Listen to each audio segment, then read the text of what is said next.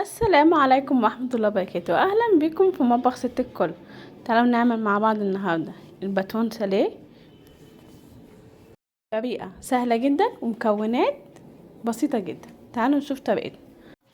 معايا هنا 5 كوبايات ونص دقيق، كوباية وربع زبدة بدرجة حرارة المطبخ، معلقة كبيرة سكر، نص معلقة صغيرة ملح، نص معلقة كبيرة بيكنج باودر، ومعلقة كبيرة كمون صحيح.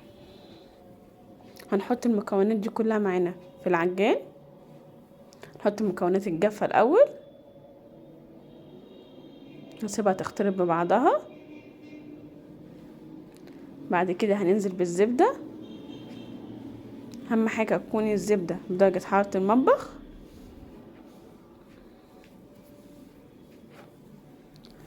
هنعجن لحد ما الزبدة تدوب معانا في الدقيق،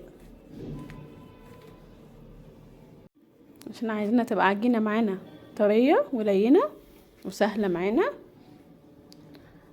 بعد ما الزبدة هتدوب مع الدقيق هنعجن بالمية. معانا هنا كوباية وربع مية دافية، طبعا مية حسب نوع الدقيق برضو اللي بتستعمليه، لان كل نوع دقيق بيستخدم مقدار مية غير التاني. انا هنا حطيت كوباية وربع مية، ما حطيتهمش كلهم طبعا، بحطهم بالتدريج. كده العجينة خلصت معانا، سهلة جدا ومقاديرها بسيطة. هنغطيها ونسيبها ترتاح. هنسيبها ترتاح لمدة ربع ساعة.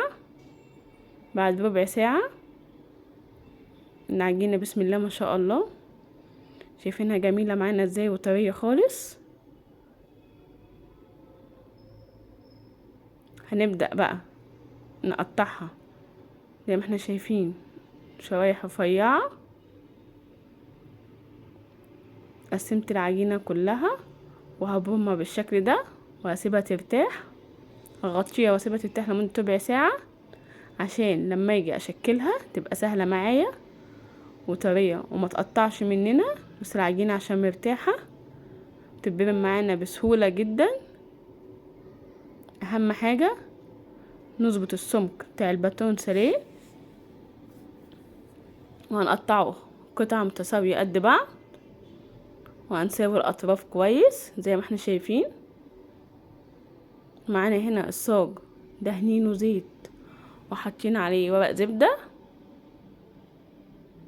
هندهن ورق الزبدة زيت وهنرص الباتون ساليه بالشكل ده.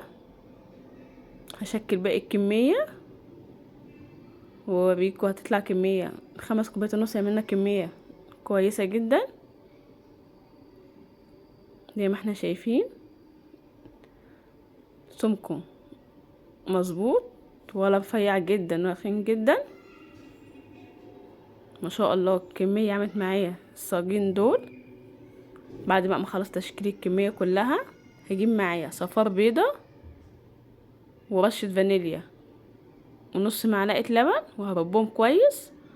وهندهن الباتون ساليه بتاعنا ونرش عليه حبة البركة وكمون صحيح زي ما احنا شايفين كده.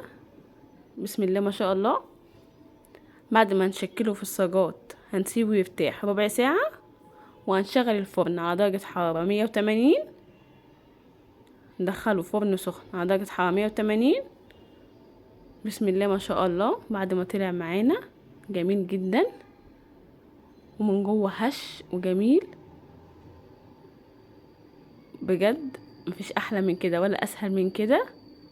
هيعجبكم طعمه جدا، احسن 100 مليون مرة من تشتروا المحلات. بجد جربوا الطريقة دي، سهلة وجميلة وهيعجبكم جدا. شايفين السوا وشايفين لونه وشايفين ظهره عامل ازاي واللون عامل ازاي. ده تسويته المظبوطة ما شاء الله. ال5 كوبايات ونص يعني المقدار ده وزن طلع حوالي 1.5 كيلو، فعمل كمية كويسة. لو اول مرة تشوفوني متنسوش تعملوا لايك وشير وسبسكرايب وفعلوا الجرس عشان يوصلكم كل جديد، واشوفكم فيديو جديد ووصفة جديدة من مطبخ ست الكل. والسلام عليكم ورحمة الله وبركاته.